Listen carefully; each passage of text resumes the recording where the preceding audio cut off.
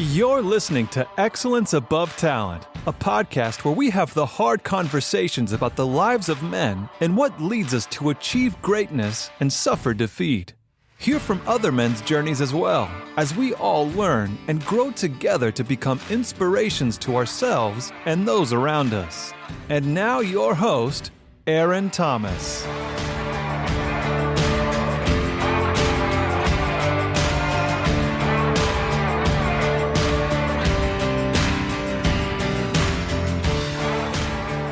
What's up, my beautiful people? Aaron Thomas with Excellence Above Talent. We are back on our conversation, 24-week session. We are on episode 5 of why men become abusive. And the topic or title is emotional avoidance, the silent engine of abuse. Most men don't struggle because they feel too much. They struggle because they refuse to feel it all. When emotions get buried instead of processed, they don't disappear. They come back as anger, control, withdrawal, and abuse. Today we're talking about emotional avoidance, the quiet, overlooked engine that drives destructive behavior. And we're now in our community, we are dealing with a young man, 15 years old, who wanted to shoot and kill his girlfriend because I'm assuming she broke up with him. And you can't say that there wasn't a thought process behind what he did, because he knew that if he shot her at school, he most likely would have died. They would have definitely killed him. And I don't think he wanted to die. So instead of killing her at the school, he drives to her house, kills her mom and 2 of her siblings. And I'm making the assumption that if he could have processed the feelings that he had, if he could have sat down and realized that 90%, maybe even 95% of the people that you date or hook up with in middle school and high school aren't your forever people. But I don't think he ever had that conversation with anybody. And instead of him processing the breakup and moving on, he withheld it until it became dangerous. And that's the whole point of abuse, the silence of it. If I can not talk about it, at some point it's going to come out. And when it comes out, it's always going to be violent. It's always going to be some form of abuse. If you want to understand why so many men become abusive, you have to understand emotional avoidance. Not anger, not stress, not alcohol, not provocation. Avoidance. Most men are not emotionally explosive by nature. They become explosive because they've spent years stuffing emotions down until the pressure has nowhere else to go. And when it finally leaks out, it doesn't look like sadness or fear. It looks like rage, control, silence, intimidation, shutdown. Or what is emotional avoidance? Emotional avoidance is when a man refuses to feel, name, or express what's going on inside of him. Instead of saying, I feel hurt, I feel insecure, I feel overwhelmed, I feel afraid, he says, I'm fine, it doesn't matter, whatever, I'm just tired, or he'll say nothing at all. Silence isn't always peace. Sometimes silence means pressure. And men and young men are trained to avoid emotions from childhood. Boys are conditioned to believe emotions equals weakness. Vulnerability equals danger. Tears equal embarrassment. Asking for help equals failure. So we grow up emotionally underdeveloped, not because we're broken, but because we were never taught how to feel safely. When a man doesn't know how to process emotions, his nervous system stays on high alert. Everything feels like a threat. Every disagreement feels like disrespect. Every boundary feels like rejection. That's when abuse begins to feel justified.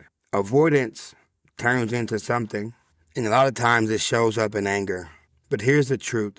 Anger is usually a secondary emotion.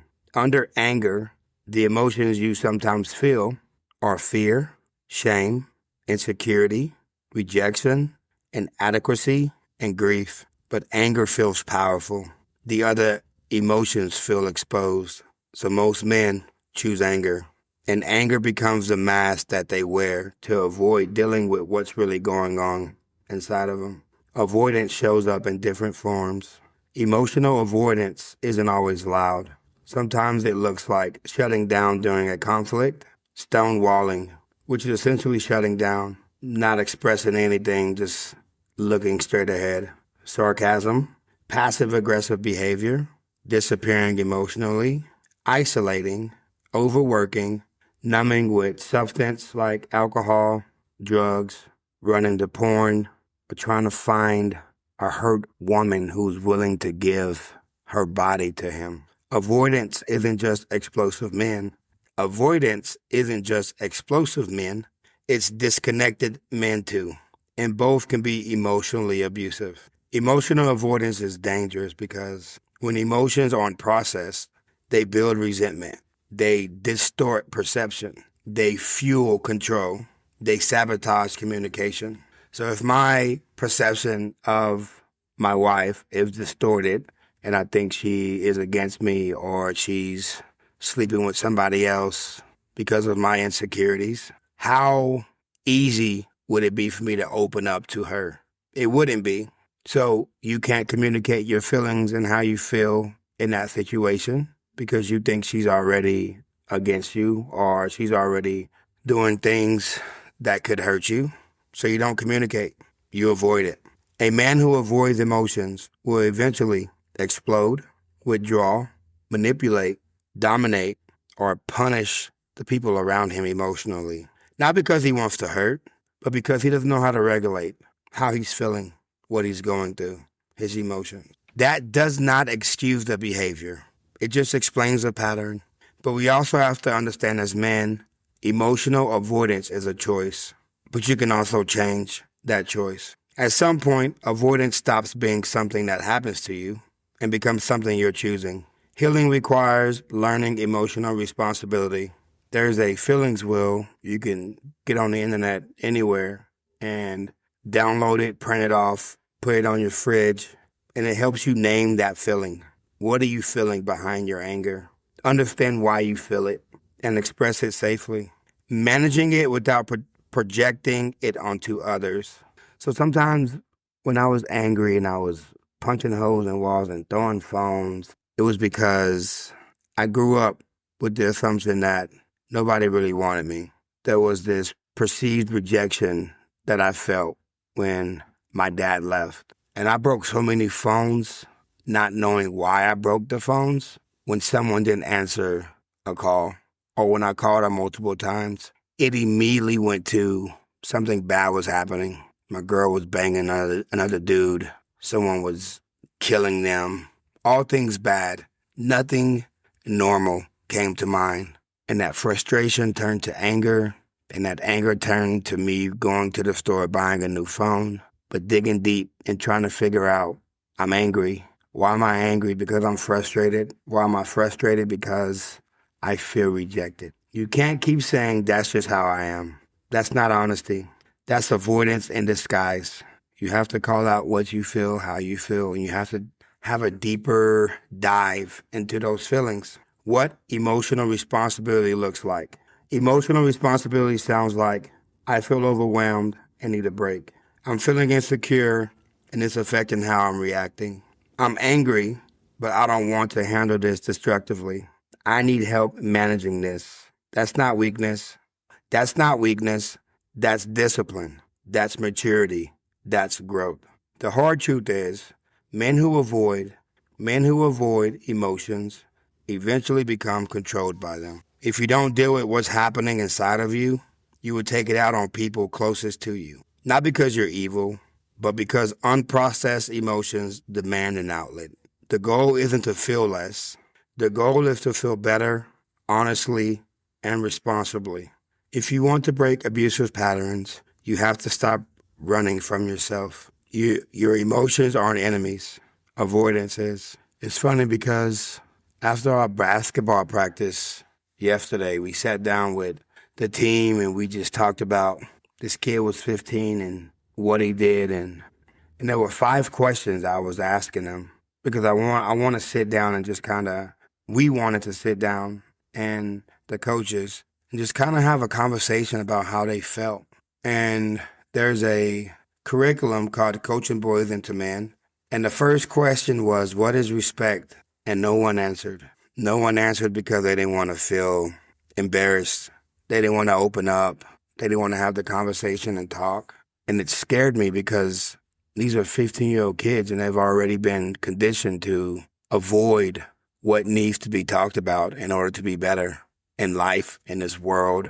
But our mission, our goal by the end of the season is to help build better young men. Wins and losses matter. Want to win a championship, but if we don't, when they leave that basketball court going into high school, they have a better understanding of their emotions and feelings and why they feel a certain way. The questions for this week are, number one, what emotions do I avoid the most and why? What emotions usually turn into anger for me? Number two, that's number two's question. And number three, how would my relationship change if I expressed emotions honestly instead of avoiding them? It's a process, guys. It's a hard, difficult process of honestly looking at yourself and figuring out ways to make yourself better. But if you're trying to be the best man you can possibly be, and why wouldn't you? That's something you're going to have to do in order to be better and do better for yourself and your family and your community. This week, name what you're feeling instead of reacting to it. Then share this episode with a man who needs to hear it. And as you all know, young boys are also in this fight. So if you have a son, sit him down, and if you feel that this podcast could help him, allow him to listen. And if he wants to talk or needs someone just to help process feelings and emotions, reach out. I am available. And I'm willing and wanting to help because this next generation, they're awesome young men, driven, motivated. They're trying to figure it out. And if I can be of service in any capacity to help them figure it out, I'm definitely here for it. If anyone hasn't told you today that they love you, let me be the first to say I love you. You're awesome. You're amazing. You deserve the best that this world has to offer. Do not quit. Do not give up. The world does not get easier, but you get stronger. Y'all have a blessed day. Bye-bye. Thank you for listening. Be sure to subscribe to the podcast so you never miss an episode. And for daily, motivational, and up-to-date content, follow us on Facebook and Instagram at Excellence Above Talent. And remember, keep moving forward, never give up, and you are never alone in this battle. We'll see you next time.